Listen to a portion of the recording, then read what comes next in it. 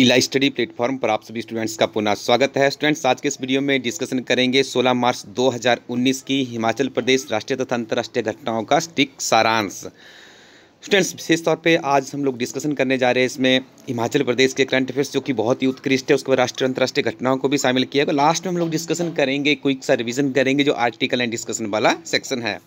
और स्टूडेंट्स, आपको बता दें, सफल वही होता है जिनके सपनों में जान होती है। तो अपने सपने देखना भी अच्छी बात है, अब्दुल कलाम जी कहा करते थे, लेकिन सपनों में जान होनी चाहिए, वास्तविकता होनी चाहिए। और हमारा सपना यही होना चाहिए कि हमें गवर्नमेंट जॉब लेके रहना है। और स्टूडेंट्स, आप हमारी वेबसाइट पे बने रहें, ilaistudyco.in पर विभिन्न तरह की अध्ययन सामग्री वहाँ पे उपलब्ध है, उसका भी आप लोग लाभ उठा सकते हो। राज्य स्तरीय लघु शिवरात्रि मेले का आयोजन प्रदेश में कहाँ पर होता है? काफ़ी दिनों से समाचार पत्रों में सुर्खियों में है, तो आपने याद रखना है जो लघु शिवरात्रि मेला है वो हिमाचल प्रदेश में जो सबसे फेमस है वो जोगिंद्रनगर का है। जोगिंद्रनगर पड़ता है जिला मंडी में, और इस मेले को दर्जा दिया गया है राज्य स्तरीय। सोलंग नाला पर्यटक स्थल हिमाचल प्रदेश में कहाँ पर है? तो सोलंग नाला पर्यटन स्थल है मनाली में, जिला कुल्लू में। साहिवाल तथा रेड सिंधी किसकी नस्लें हैं? स्टूडेंट्स, एचएस की परीक्षा में आपको एक प्रश्न इस तरह का देखने को जरूर मिलेगा कि साहिवाल तथा रेड सिंधी किसकी नस्लें हैं। तो आपने याद रखना है गाय की नस्लें हैं। और सुर्खियों में क्यों है? क्योंकि हिमाचल में जब से प्राकृतिक और जैविक खेती को सरकार प्रोत्साहन दे रही है, उनके खरीदने पर सरकार सब्सिडी का भी प्रावधान किया गया है, तो हिमाचल में इनकी डिमांड जो किया ज़्यादा बढ़ रही है। कुल्लू मनाली वाम तट मार्ग पर हरिपुर के हिमालयन ट्राउट फिश फार्म की स्थापना कब की गई थी? 1992 में की गई थी। और देखिए सुर्खियों में क्यों है? क्योंकि यहाँ पे जो ट्राउट मछलियाँ हैं वो काफ़ी ज़्यादा संख्या में मर रही है। उसका कारण बताया गया है कि किसी नदी पे पुल का निर्माण हो रहा है, तो उसके कारण उनकी मौत हो रही है। तो आपने याद रखना है, इस तरह के प्रश्न भी पूछे जाते हैं। जैसे पिछली बार एक प्रश्न ट्राउट से संबंधित पूछा था कि किस देश की सहायता से वहाँ पर वो मछली उत्पादन किया जा रहा है। चित्रोड़ी त्यौहार कहाँ पर मनाया जाता है? स्टूडेंट्स, याद रखें, चित्रोड़ी एक त्यौहार है जो कि विशेष तौर पर लाहौल स्पीति में मनाया जाता है। और आपको ज्ञात होगा कि लाहौल स्पीति काफ़ी लंबे समय तक बर्फ़ में दबा हुआ रहता है, काफ़ी ज़्यादा वहाँ पे बर्फबारी होती है। तो जब बर्फबारी से थोड़ा सा लोगों को निजात मिलता है मार्च तथा अप्रैल के महीने में, तो लोग वहाँ पर एक त्यौहार बनाते हैं, चित्रोड़ी त्यौहार बनाते हैं, अपने कुल देवता का पूजन करते हैं और ये कामना करते हैं कि हमारा सुख समृद्धि से यहाँ पर जीवन कटे। प्रदेश के किस जिले में 100 से अधिक आयु के सबसे ज़्यादा मतदाता है? स्टूडेंट्स, बहुत इंपॉर्टेंट प्रश्न है, याद रखना है। आपको ज्ञात होगा भारत का जो सबसे पहला मतदान करने वाला व्यक्ति था वो भी राम शरण नेगी जी हिमाचल प्रदेश के ही है। ठीक है, 102 वर्ष की उनकी आयु हो चुकी है और उन्हें एक रोल मॉडल मतदाता के रूप में पूरे भारत में जाना जाता है। तो आपने याद रखना है, प्रदेश में यदि बात करें तो जो बुजुर्ग है उनको चुनाव आयोग इस बार उनको भी मॉडल के रूप में, एक आदर्श व्यक्तित्व के रूप में ऐसे मतदाताओं को आगे लाएगा। तो यहाँ पे बात करें हिमाचल प्रदेश में कांगड़ा में सबसे ज़्यादा 100 से अधिक आयु वर्ग के मतदाता है, इनकी संख्या बताई गई है 298। और स्टूडेंट्स, आपको पता होगा चुनाव आयोग के जो निर्वाचन अधिकारी है हिमाचल प्रदेश में वो कौन है? आईएएस अधिकारी है देवेश जी है। प्रदेश में 119 वर्ष के या इससे अधिक आयु वर्ग के कुल 12 मतदाता है। आपने ये भी याद रखना है। स्टूडेंट्स, बहुत डीप प्रश्न आ रहे हैं आज के कंपटीशंस में, तो इस तरह के प्रश्न, यूनिक प्रश्नों के ऊपर ज़्यादा कंसंट्रेट करना है। तो प्रदेश में 119 वर्ष या इससे अधिक के मतदाताओं की संख्या करें तो इनकी संख्या है 12, जिसमें 7 पुरुष तथा 5 महिलाएं हैं। और स्टूडेंट्स, आपको प्रश्न इस तरह से आएगा, अलाइड की परीक्षा में मेन में भी पूछा जाता है कि प्रकाश बादल किस क्षेत्र से ख्याति प्राप्त है? तो आपने इनका नाम याद रखना है। ये हिमाचल के प्रसिद्ध वाइल्ड लाइफ फोटोग्राफर है और इनकी प्रदर्शनी अभी कलकत्ता में लगने जा रही है, जिसके कारण सुर्खियों में है।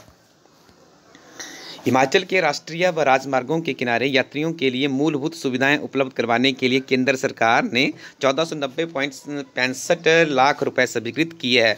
देखिए स्टूडेंट्स, ये राष्ट्रीय राजमार्ग, आपको सबसे पहले तो इतना ज्ञात होना चाहिए कि हिमाचल प्रदेश में आवागमन का मेन सोर्सेज क्या है? हमारे रोड ही है। तो यहाँ पे जो रोड है वो राष्ट्रीय और राजमार्गों में विभाजित किया गया है। देखिए इनके किनारे क्या होना चाहिए? शौचालय होना चाहिए, टूरिस्टों को रुकने के लिए वहाँ पे कुछ स्थान होने चाहिए, उनके भोजनालय की व्यवस्था होनी चाहिए। ठीक है, और विभिन्न तरह के यदि गाइडलाइंस के स्पॉट बनाया जाए सरकार की तरफ से तो टूरिज्म बढ़ेगा तो यहाँ पे क्या होगा? हमारी इकोनॉमी के ऊपर प्रभाव पड़ेगा, लोगों को रोजगार मिलेगा। देखिए हिमाचल प्रदेश में ऐसी बहुत ज़्यादा अपार क्षमताएं हैं। आप इस पैसे से छोटे छोटे वहाँ पे सेल्फी पॉइंट बना सकते हैं। आज की डेट में सेल्फी क्रेज़ है और हिमाचल के पहाड़ों में तो इतनी समृद्धता है कि आप विभिन्न तरह के टूरिज्म को यहाँ पे अट्रैक्टिव कर सकते हैं। तो यहाँ पे एक अच्छी खबर है, आप इसको टूरिज्म यदि पर्यावरण के क्षेत्र को रिप्रेजेंट करना है तो इस तरह के इफेक्ट आप वहाँ पे डाल सकते हो।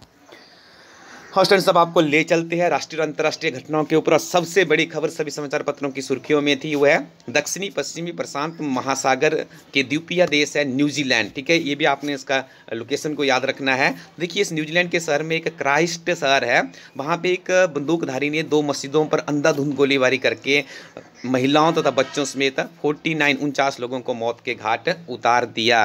और देखिए, वहाँ पे कुछ ही देर के बाद जो बांग्लादेश की क्रिकेट टीम है वो भी उस मस्जिद में प्रे करने जा रही थी, लेकिन सौभाग्य से वो टीम पूरी बच गई है। और देखिए, इस तरह की घटनाएं मानवता के लिए खतरा बनता जा रहा है।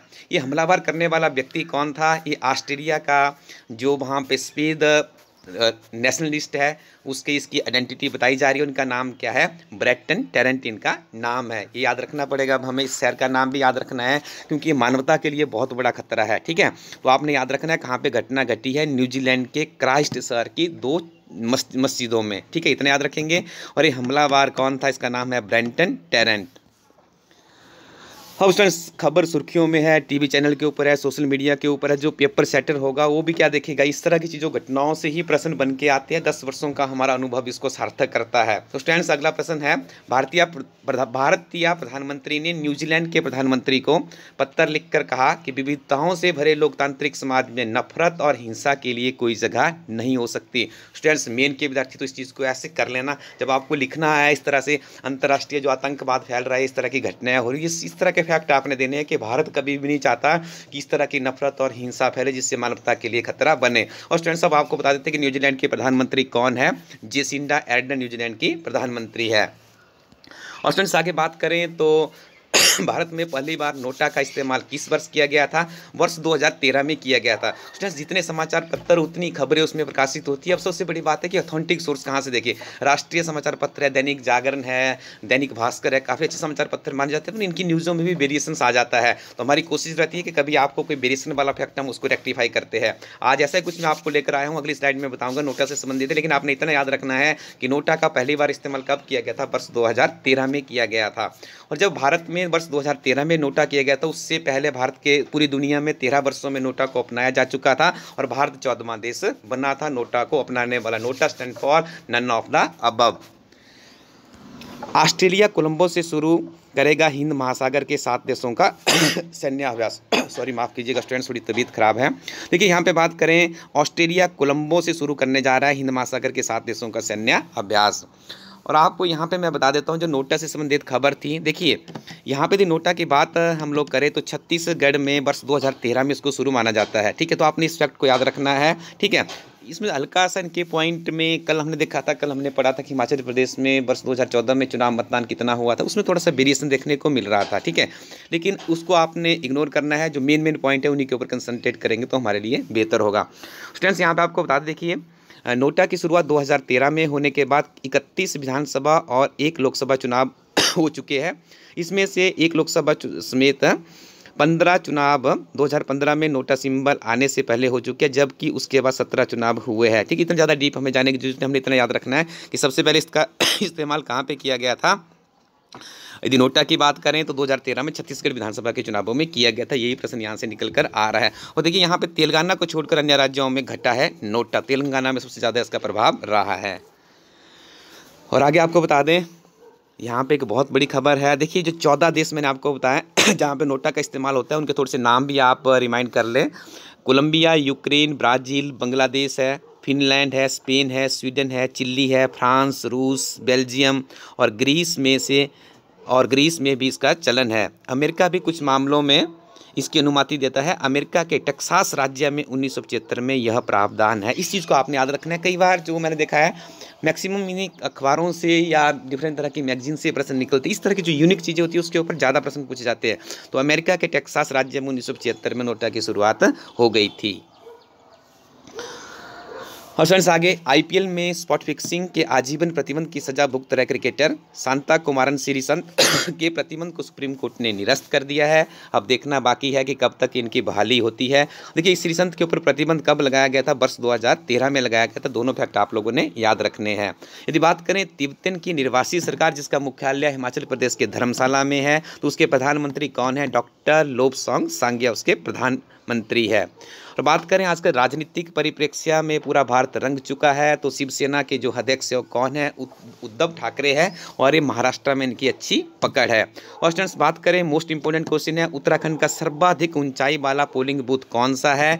तो उसका नाम है गंगोत्री धाम। और यदि हिमाचल की बात करें तो पहले हिकिम था, आज की डेट में क्या बन गया है? टसीगंग बन गया है। और इस पोलिंग बूथ की गंगोत्री की बात करें तो समुद्र तल से 3140 मीटर की ऊंचाई पर स्थित है।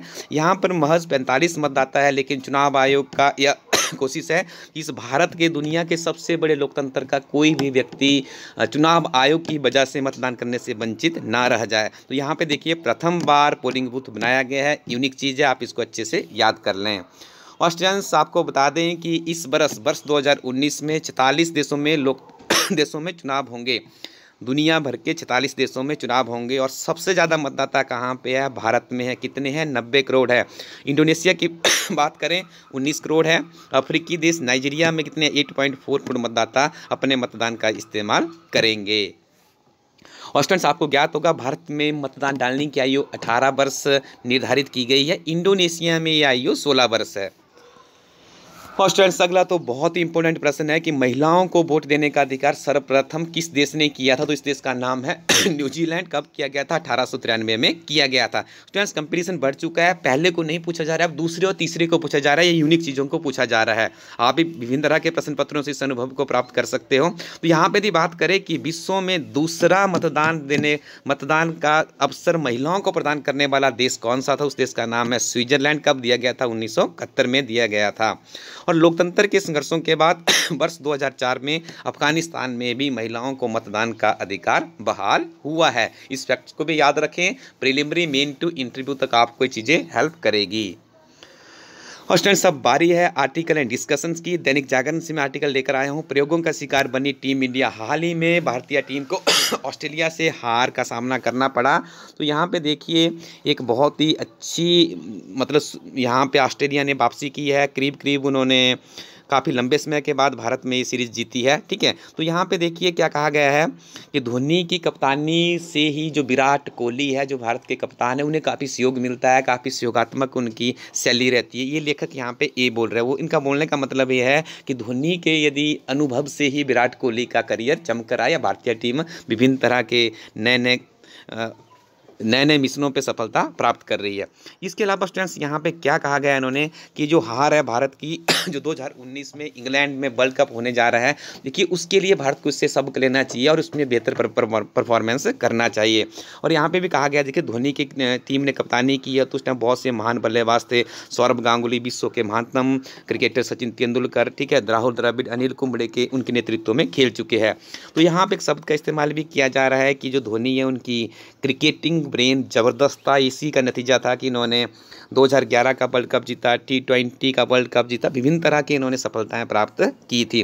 देखिए ओवरऑल इसमें यही कंक्लूजन निकलता है कि देखो प्रयोग भी हो रहे हैं। विकेट कीपर की बात की है तो यहाँ पे देखिए आज की डेट में भी भारत के पास धोनी जैसा विकेट कीपर का विकल्प नहीं है। ये लेखक यहाँ पे इस लेख में बोल रहे हैं। ठीक है, इन्होंने पूरा ओवरऑल एक कंक्लूजन इस लेख का यही निकलता है कि जैसे धोनी जैसे महानतम बल्लेबाज के सहयोग को भी विराट कोहली को साथ लेकर चलना चाहिए, और आने वाला जो 2019 का वर्ल्ड कप है उसमें बेहतर किया जा सकता है। और यहाँ पे देखिए कहा है कि विकेट के पीछे बहुत ही अच्छी और अपने बॉलर्स को मोटिवेट करते रहते हैं कि आप यहाँ पे गेंद डालें, ऐसे करें। ठीक है, तो यहाँ पे भी स्टूडेंट्स लाइव स्टडी प्लेटफॉर्म पे हमारी कोशिश है कि हम अपने अनुभव से आप लोगों को मोटिवेट करते रहें, और आपकी तैयारी में जितना संभव हो पाता है उतनी सहायता करने के लिए हम भी प्रयासरत है।